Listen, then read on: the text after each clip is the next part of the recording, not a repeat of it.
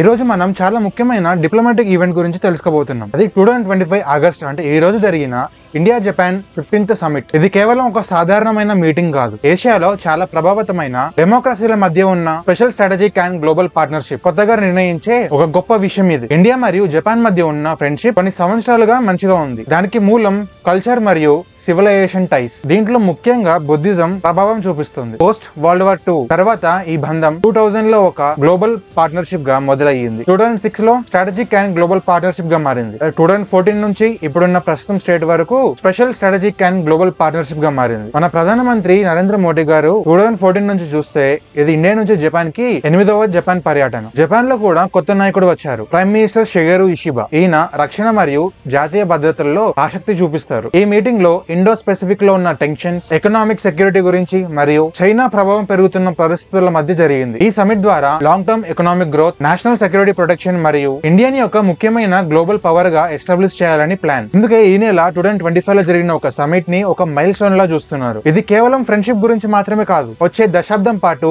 ఒక road map వేయడం కోసం. ప్రపంచంలో ఇండియా మరియు జపాన్ ఎలా కలిసి నిలబడతాయో ఈ రోడ్ మ్యాప్ నిర్ణయిస్తుంది. ఈ సమిట్ లో ఏమేమి జరిగాయో ఇంకా ఏమేమి విషయాలు జరగబోతున్నాయో ఈ వీడియోలో డిస్కస్ చేయబోతున్నాం. దానికన్నా ముందు ఈ వీడియోని లాస్ట్ వరకు చూడండి, ఎందుకంటే చాలా మంది చూస్తున్నారు కానీ లాస్ట్ వరకు చూడట్లేదు.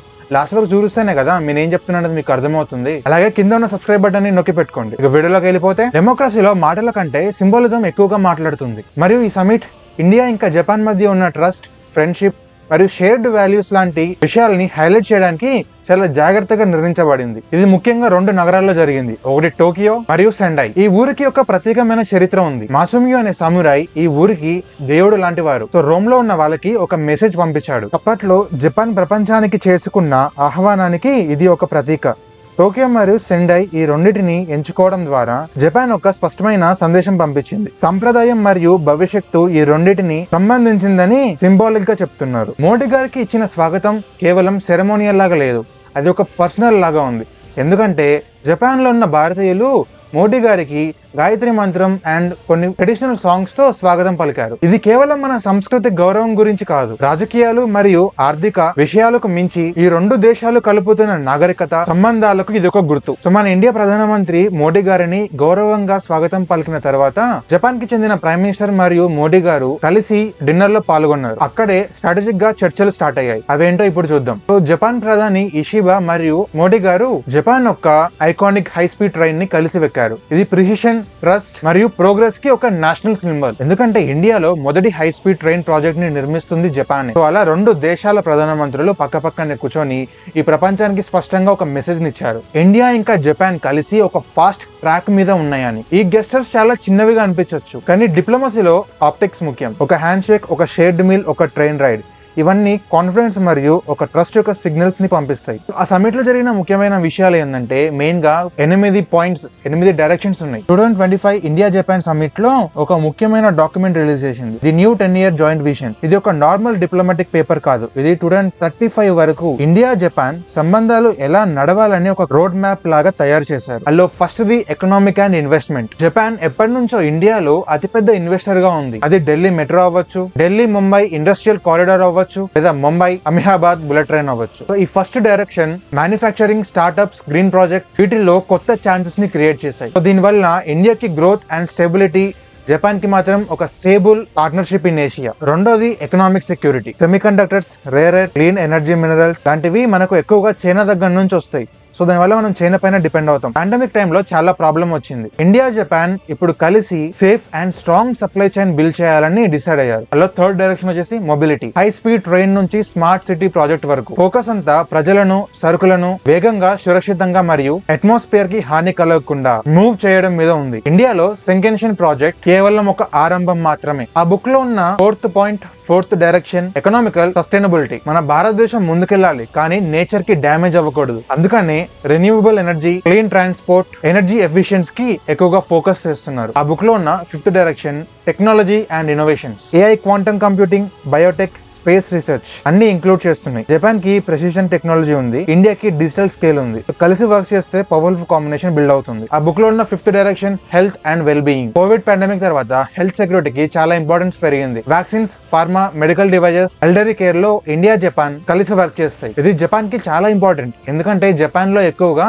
ఓల్డ్ పీపుల్ ఉంటారు కాబట్టి. ఆ సమిట్ లో జరిగిన 7th direction people to people exchange. True partnership అంటే people to people connection, student exchange, tourism, culture activities, work force movement ఇలాంటివన్నీ ప్లాన్ చేశారు. నెక్స్ట్ 5 years లో 500,000 పీపుల్ ఎక్స్చేంజ్ అవ్వచ్చని టార్గెట్ పెట్టారు. ఆ బుక్ లో ఉన్న last direction 8th direction prefecture partnership. ఇది summit లో కొత్తగా ప్రవేశించారు. ఢిల్లీ, టోక్యో మాత్రమే కాకుండా Indian states and Japanese prefectures direct గా వర్క్ చేసి స్మాల్ అండ్ మీడియం ఇండస్ట్రీస్ కి ఇది ఒక పెద్ద ఛాన్స్. ఓవరాల్ గా ఈ 8 డైరెక్షన్స్ క్లియర్ గా ప్రాక్టికల్ గా తయారు చేశారు. ఇది జస్ట్ ట్రేడ్ ఆర్ కల్చర్ మాత్రమే కాదు, గ్లోబల్ ఛాలెంజెస్ ని ఫేస్ చేయడానికి ఒక జాయింట్ సర్వైవల్ స్ట్రాటజీ లాగా డిజైన్ చేశారు. దీని వల్ల ఇండియాకి జాబ్స్, టెక్నాలజీ అండ్ ఇన్వెస్ట్మెంట్ దొరుకుతుంది. జపాన్ కి reliable partner and Asian market దొరుకుతుంది. అలాగే ప్రపంచానికి ఒక స్ట్రాంగ్ సిగ్నల్ కూడా. ఇండియా అండ్ జపాన్ కలిసి రీజనల్ మరియు గ్లోబల్ స్టెబిలిటీకి తాముగానే రెస్పాన్సిబిలిటీస్ తీసుకుంటున్నాయని అన్నట్టు. ఈ సమిట్ లో వచ్చిన అత్యంత ముఖ్యమైన ఫలితాల్లో ఒకటి India Japan economic security initiative. రెండు దేశాలు చాలా క్లియర్ గా ఉన్నాయి. ఎకనామిక్ సెక్యూరిటీ అంటే నేషనల్ సెక్యూరిటీ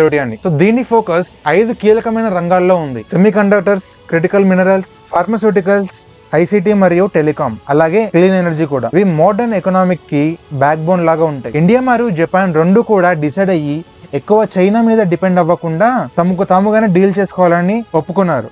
పాండమిక్ టైంలో సప్లై చైన్ డిస్టర్బ్ అయ్యాక ఒక కంట్రీ మీద ఎక్కువ డిపెండ్ అవ్వడం ఎంత డేంజరస్ వరల్డ్ కి అర్థమైంది. పార్ట్నర్షిప్ అంటే ఓన్లీ స్ట్రాటజీ కాదు, మనీ కూడా పెద్ద రోల్లో ప్లే చేస్తుంది. Japan already 5 trillion yuan India పైన ఇన్వెస్ట్ చేసింది. ఈ టార్గెట్ ఎక్స్పెక్టెడ్ టైం కన్నా ముందే ఫినిష్ చేయడం వల్ల రెండు దేశాలు ఒక న్యూ టార్గెట్ ని ఫిక్స్ చేశారు. నెక్స్ట్ 10 years లో 10 trillion yuan ఇండియా పైన ఇన్వెస్ట్మెంట్ రావచ్చు అని అంటున్నారు. Infrastructure, manufacturing, startup, green energy projects ని కవర్ చేస్తారు. Japanese private companies and industrials like హైడెండెంట్ ఇప్పుడు ఇండియన్ పార్ట్నర్స్ తో కలిసి వర్క్ చేస్తున్నాయి. ఇలా ఇండియాకి jobs, technologies and new industries వస్తాయి. అలాగే జపాన్ కి వరల్డ్ ఫాస్టెస్ట్ గ్రోయింగ్ మార్కెట్ దొరుకుతుంది. ఇది క్లియర్ గా win to win situation. Next milestone చూసినట్టయితే action plan for human resources exchange. So next 5 years లో రెండు దేశాలు 5 లక్షల కంటే ఎక్కువగా పర్సనల్ ఎక్స్చేంజ్ ప్లాన్ చేశారు. దాంట్లో 50,000 మంది ఇండియన్ వర్కర్స్ జపాన్ కి వెళ్తారు, స్కిల్డ్ మరియు సెమీ స్కిల్డ్ కేటగిరీస్ లో. సో జపాన్ లో ఏజింగ్ పాపులేషన్ కి ఇది ఒక సొల్యూషన్ లాంటిది. ఇండియాలో ట్రైనింగ్ సెంటర్స్ ని ఎస్టాబ్లిష్ చేసి లాంగ్వేజెస్ ని వాళ్ళకి నేర్పించి అలాగే స్కిల్స్ కూడా నేర్పించే ఏర్పాట్లు చేస్తామని అన్నారు. ఇది నార్మల్ మైగ్రేషన్ కాదు, ఇది ఒక నాలెడ్జ్ ట్రాన్స్ఫర్ మైగ్రేషన్ అని అనొచ్చు. ఎందుకంటే ఇండియన్ వర్కర్స్ జపాన్ లో ఉన్న అడ్వాన్స్ టెక్నాలజీ మరియు ఇండస్ట్రీస్ లో వర్క్ చేసి ఆ నాలెడ్జ్ ని మళ్ళీ ఇండియాకి తీసుకొచ్చే ఛాన్స్ ఉంది. సో ఇలా రెండు దేశాలకి ఎకనామికల్ గా గానీ ఎలాగైనా చూసినట్టయితే win to win situation. Defence cooperation కూడా ఒక డైరెక్షన్ సబ్మిట్ చేసింది. 2018 ఫ్రేమ్వర్క్ ని అప్గ్రేడ్ చేస్తూ joint declaration on security cooperation sign చేశారు. దీంట్లో joint military exercises ACSA agreements లో లాజిస్టిక్ షేరింగ్స్ ఎక్స్పాండ్ చేశారు. ఇండో స్పెసిఫిక్ లో మాత్రమే డిఫెన్స్ ని చాలా స్ట్రాంగ్ చేశారు. సో అలాగే డిఫెన్స్ టెక్నాలజీ కూడా పార్ట్నర్షిప్ అంటే కొలాబరేషన్ స్టార్ట్ అయ్యే ఛాన్స్ ఉంది. Example unicorn antenna project Indian navy కోసం ఇండియా జపాన్ కలిసి చేస్తున్న ప్రాజెక్ట్ ఇది. అలా ఇండో స్పెసిఫిక్ కి ఒక క్లియర్ మెసేజ్ ఇచ్చినట్టు. Terrorism, especially cross border terrorism ని అస్సలు టాలరేట్ చేయమని. అలాగే AI ఇనిషియేటివ్ ని స్టార్ట్ చేశారు. ట్రస్ట్ వర్ది AI ని బిల్డ్ చేయడానికి digital partnership 2.0 digital public infra and IoT semiconductors అన్ని కవర్ చేస్తున్నారు.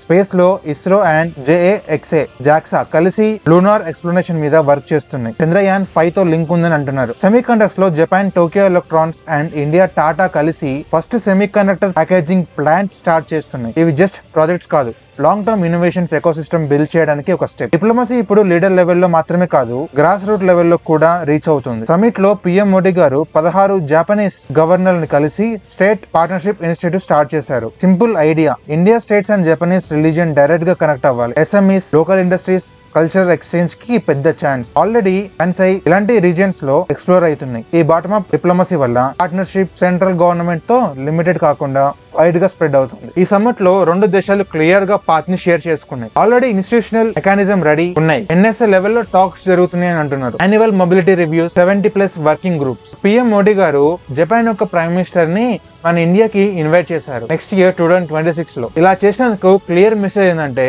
ఇండియా జపాన్ కేవలం స్ట్రాటజిక్ పార్ట్నర్స్ కాదు, ఫ్యూచర్ పార్ట్నర్స్ అని వరల్డ్ కి మెసేజ్ ఇచ్చిన ట్రస్ట్, టెక్నాలజీ, షేర్డ్ వాల్యూస్ మీద బిల్డ్ అయిన ఈ రిలేషన్ ఇండో స్పెసిఫిక్ లో ఇది రెండు దేశాల గురించే కాదు, గ్లోబల్ బ్యాలెన్స్ ఆఫ్ పవర్ ని షేప్ చేయడానికి ఒక బోల్డ్ స్టెప్. చివరిగా చెప్పాలంటే ఈ సమిట్ ఇండియా ఇంకా జపాన్ లో ఒక టర్నింగ్ పాయింట్ లాంటిది. ఎందుకంటే ఇప్పుడు రెండు దేశాలు జస్ట్ ఫ్రెండ్స్ మాత్రమే కాదు, ఫ్యూచర్ బిల్డర్స్ కూడా. Economic, defence, technology, human exchange, even culture వరకు పార్ట్నర్షిప్ ఎక్స్పాండ్ అవుతుంది. ఇది ఇండియాకి jobs and innovations, new industries కూడా తీసుకురావచ్చు. అలాగే జపాన్ కి వరల్డ్ లో ఫాస్టెస్ట్ గ్రోయింగ్ మార్కెట్ కి యాక్సెస్ దొరుకుతుంది. మరి ఫైనల్ మెసేజ్ ఏంటంటే ఇండియా అండ్ జపాన్ కలిసి ఇండో స్పెసిఫిక్ ఫ్యూచర్ ని safe and secure and balanced గా షేప్ చేయాలని చూస్తున్నాయి. ఇది కేవలం రెండు దేశాల గురించే కాదు, ఎంటైర్ వరల్డ్ కోసం తీసుకున్న ఒక బోల్డ్ స్టెప్. సో ఈ వీడియో ఎలా అనిపించిందో కింద కామెంట్ చేయండి. ఒకవేళ మీకు నచ్చినట్టయితే లైక్ అండ్ సబ్స్క్రైబ్ చేస్తారని కోరుకుంటూ, అండ్ అలాగే మీకు ఏదైనా పాయింట్ నచ్చకపోయినా కూడా, ఏదైనా మిస్ఇన్ఫర్మేషన్ ప్రొవైడ్ చేసినా కూడా కింద కామెంట్ సెక్షన్ లో మెన్షన్ చేయండి. Will rectify it. అండ్ అలాగే మీకు ఏదైనా స్పెసిఫిక్ టాపిక్ గురించి వీడియో కావాలంటే కింద కామెంట్ సెక్షన్ లో చెప్పండి.